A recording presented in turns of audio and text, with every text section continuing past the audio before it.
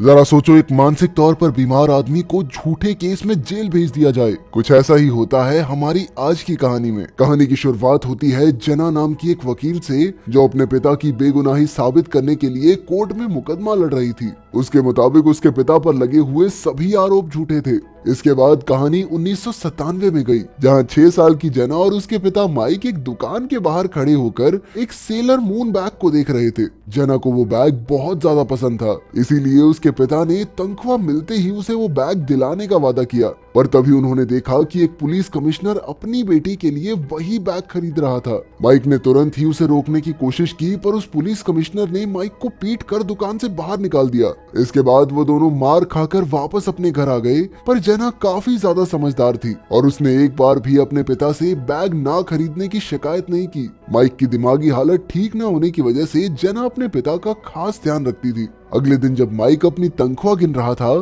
तो उस police commissioner की बेटी भी वहां पहुंच गई और वो माइक को एक ऐसी दुकान पर ले जाना चाहती थी जहां वो अपनी बेटी के लिए वो सेलर मून बैग खरीद सके। और रास्ते में अचानक उस लड़की का पैर बर्फ में फिसल गया और तभी ऊपर से एक ईंट आकर उसके सर पर गिरी, जिस वजह से उसकी वहीं पर मौत हो गई। माइक ने उसे बचाने के लिए उसे सीपीआर देने की कोशिश की, पर पास में ही बैठी एक औरत ने इसे गलत हरकत समझकर माइक के खिलाफ पुलिस में शिकायत कर दी। जिसके बाद पुलिस माइक को उठाकर पुलिस स्टेशन ले आई, जहां उसे अपनी बीमारी की वजह से समझ ही नहीं आ रहा था कि पुलिस ने उसे अरेस्ट कर लिया है और वो बार बार वापस घर जाने की कोशिश कर रहा था। उसकी इस हरकत से परेशान होकर पुलिस वालों ने उसे पीटना शुरू कर दिया। अगली सुबह पुलिस ने माइक पर आरोप लगाया कि उसने पुलिस कमिश्नर से बदला लेने के लिए उसकी बेटी की हत्या की है और साथ ही उसे क्राइम सीन पर भी ले जाया गया, जहां उसे इस पूरी वारदात को फिर से करके दिखाने को कहा गया। तभी जना भी अपने पिता को ढूंढते हुए वहां पहुंच गई और अपने पिता को ऐसी हालत में देखकर वो तुरंत ही माइक की तरफ भागी,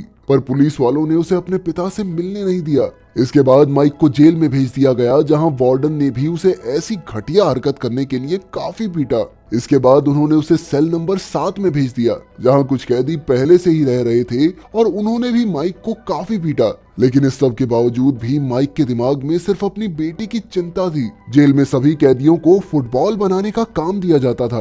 माइक का सेलमेट और कैदियों का लीडर जॉन इसी का फायदा उठाकर उन बॉल्स में सामान डालकर स्मगलिंग किया करता और इसी तरह सामान की स्मगलिंग करके उसने जेल में अपनी पकड़ बना ली थी। पर इसी के साथ जेल में उसके दुश्मन भी बहुत बढ़ गए थे, जिसके चलते एक दिन दूसरी गैंग के लीडर ने जॉन को जान से मारने की कोशिश की, लेकिन ऐन वक्त पर माइक ने बीच में आकर उसकी जान बचा ली। उसकी इस हरकत से जॉन बहुत ज्यादा खुश हुआ और उसने माइक से कहा कि भाई तुझे क्या चाहिए बता, जो तू कहेगा वो हो जाएगा। लेकिन माइक तो सिर्फ अपनी बेटी से मिलना चाहता था। कुछ दिनों बाद जेल में एक चर्च शो होने वाला था, जिसका फायदा उठाकर जेना को भी जेल में लाया गया और सही मौका मिलते ही एक कैदी उसे डब्बे में छिपाकर माइक के सेल में ले आया। अपनी बेटी से मिलते ही माइक ने सबसे पहले तो उससे माफी मांगी और उसे पूरी कहानी सुनाई, पर तभी उन्हें पता चला कि चर्च शो को तो बीच में ही बंद कर दिया गया था। जिसके बाद एक कैदी तुरंत ही जेना को वापस छोड़ने के लिए गया, लेकिन तब तक काफी ज्यादा देर हो गई थी, क्योंकि बस तो कब की जेल से निकल गई।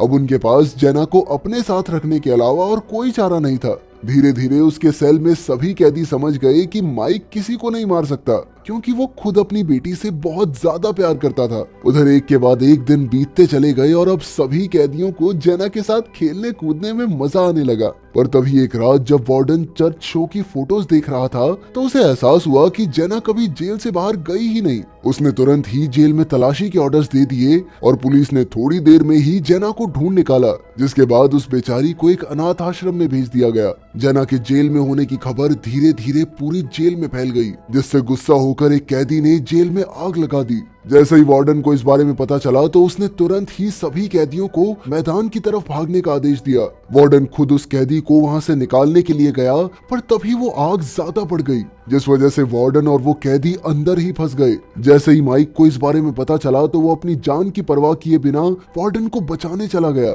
होश आने के बाद जब वार्डन को पता चला कि माइक ने उसकी जान बचाई थी, तो उसे एहसास हुआ कि असल में माइक के साथ धोखा हुआ था और जो इंसान किसी की जान बचाने के लिए खुद की जान दांव पर लगा दे, वो कभी किसी बच्ची को मार नहीं सकता। उधर जेना ने वापस से स्कूल जाना शुरू कर दिया था और जब उसकी टीचर ने उससे इतने दिन तक स्कूल ना आने की वजह पूछी, तो जेना ने जवाब में सिर्फ अपने पिता से मिलने की बात कही। जिसके बाद वो टीचर को लेकर जेल पहुंची, जिसे देखकर टीचर हैरान हो गई जेना को देखकर माइक बहुत खुश हुआ और उन दोनों ने ढेर सारी बातें भी की। अपने पिता से मिलने के बाद जेना ने खाना पीना छोड़ दिया था, जिस वजह से उसकी तबीयत दिन प दिन बिगड़ती चली गई।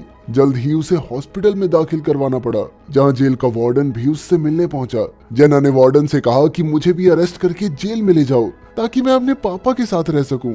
माइक और जेना की हालत देखकर वार्डन ने कहा कि तुम हर रोज स्कूल के बाद अपने पापा से मिलने आ सकती हो। और साथ ही वार्डन माइक की केस फाइल पढ़ने लग गया, जिसे पढ़ते ही वो समझ गया कि इस बंदे के साथ कुछ तो गलत किया जा रहा है, और इसीलिए उसने माइक की मदद करने का फैसला किया। इसके बाद वो कमिश्नर से मिला, जहां उसने माइक के केस की फिर से जांच करवाने की रिक्वेस्ट की, पर वो ये नहीं जानता था कि ये सारा जाल कमिश्नर का ही तो बिछाया हुआ है। धीरे धीरे जेना सभी कैदियों की काफी अच्छी दोस्त बन गई। वो हर रोज जेल में आती तो थी ही, तो वो साथ साथ जॉन को पढ़ना लिखना सिखाने लगी। एक दिन वो अपने क्लास के एक बच्चे से फोन मांगकर जेल में ले आई ताकि सभी कैदी अपने घर पर बात कर सके। धीरे धीरे वहाँ सभी लोग एक परिवार की तरह रहने लग गए, और एक दिन उन्हें पता चला कि माइक के फैसले की तारीख नजदीक आ रही है। इसीलिए सभी कैदियों ने उसकी मदद करने का फैसला किया, जिसके लिए सबसे पहले तो उन्होंने हादसे को कई बार दोबारा बनाकर देखने की कोशिश की। जिसके बाद उन्हें पता चला कि असल में वो लड़की जमी हुई बर्फ की वजह से फिसली थी, और नीचे गिरते वक्त उस लड़की ने गलती से एक रस्सी को खींच दिया जो एक ईंट से बंधी हुई थी, जिसके बाद वो ईंट सीधा आकर उसके सर पर लगी। इसके बाद उन कैदियों ने अपने अनुभव से माइक के लिए कई सारे सवाल तैयार किए और उसे उनके जवाब देने के लिए तैयार करना शुरू किया। माइक की बीमारी के चलते उसके लिए ये सब काफी मुश्किल था, पर फिर भी उसने दिन रात इसके लिए मेहनत की। फैसले की तारीख से पहले माइक से मिलने के लिए पब्लिक लॉयर जेल में आया, जिसके मुताबिक अगर माइक अपनी बेटी को बचाना चाहता है तो उसे किसी भी हाल में गुनाह कबूलना होगा, वरना कमिश्नर उसकी बेटी को जान से मार देगा। कुछ दिनों बाद जब माइक को फैसले के लिए कोर्ट में लाया गया तो कमिश्नर उससे मिलने के लिए वेटिंग रूम में आया, जहां उसने माइक को पीटते हुए वकील की बात याद दिलाई और जेना को जान से मारने की धमकी दी। थोड़ी देर बाद जब कोर्ट की कार्यवाही शुरू हुई तो माइक काफी डरा हुआ था, इसीलिए उसने तुरंत ही अपना गुनाह कबूल कर लिया। ये देखकर वार्डन ने जज को माइक की बीमारी के बारे में बताने की कोशिश की, पर कोर्ट ने तो माइक को मौत की सजा सुना दी। माइक की सजा की तारीख 23 दिसंबर रखी गई थी, जो जेना का जन्मदिन भी था। माइक के सभी कैदी दोस्तों को बहुत बुरा लग रहा था, इसीलिए उन्होंने उसे हॉट एयर बैलून की मदद से जेल से भगाने का फैसला किया। इसके बाद उन सभी ने दिन रात इस प्लान पर काम करना शुरू कर दिया। साथ ही उन्होंने बाकी कैदियों और जेना की टीचर से भी मदद मांगी, जिसके बाद जेल में एक और प्रोग्राम रखा गया और मौके का फायदा उठाकर जेना और माइक को एक हॉट एयर बैलून में बैठा दिया गया। बैलून के उड़ते ही पुलिस को भी इस बारे में पता चल गया, पर सभी कैदियों ने मिलकर पुलिस वालों को उन्हें पकड़ने से रोक दिया। पर तभी उस हॉट एयर बैलून की रस्सी एक तार में जाकर फंस गई, जिसके बाद अब वो बैलून आगे नहीं जा सकता था। अब उनका प्लान तो नाकामयाब हो ही गया था, पर इस मौके का फायदा उठाकर माइक ने एक आखिरी बार अपनी बेटी के साथ सूरज को डूबते हुए देखा। 23 दिसंबर की तारीख आ चुकी थी और अपनी सजा से पहले माइक ने अपने सभी कैदी दोस्तों के साथ जेना का जन्मदिन मनाया। सभी कैदियों ने मिलकर उसके लिए केक बनाया था और साथ ही सभी अलग अलग तोहफे भी लेकर आए थे, और आखिरकार माइक ने अपने वादे के मुताबिक उसे सेलर मून बैग तोहफे में दिया।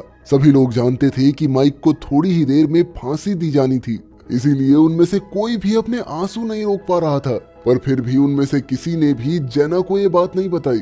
थोड़ी देर बाद सिपाही माइक को सजा के लिए ले जाने आए, पर जाने से पहले माइक ने अपने सभी साथियों का शुक्रिया अदा किया। उन सबको उसे जाते हुए देखकर बहुत बुरा लग रहा था, लेकिन वो चाहकर भी कुछ नहीं कर सकते थे। हमेशा हमेशा के लिए जुदा होने से पहले एक आखिरी बार माइक ने अपनी बेटी को गले लगाया। अपनी फांसी के लिए जाते वक्त माइक को अपनी बेटी की आवाज सुनाई दी और वो तुरंत ही वापस अपनी बेटी से मिलने के लिए आ गया। वो बार बार मदद के लिए चिल्ला रहा था, क्योंकि वो किसी भी हालत में अपनी बेटी से अलग नहीं होना चाहता था। लेकिन अब बहुत देर हो चुकी थी और उधर वार्डन भी अपने आप को मजबूर महसूस कर रहा था, क्योंकि वो चाहकर भी माइक की मदद नहीं कर सकता था। और आखिरकार माइक को उस गुनाह के लिए फांसी पर चढ़ा दिया गया जो उसने कभी किया ही नहीं था। 16 साल बाद जब जेना एक वकील बन गई थी, तो उसने अपने पिता की बेगुनाही साबित करने के लिए कोर्ट में एक मुकदमा किया। वार्डन और माइक के सेलमेट्स भी इस केस की सुनवाई पर आए थे और आखिरकार जेना अपने पिता की बेगुनाही साबित करने में कामयाब हो गई।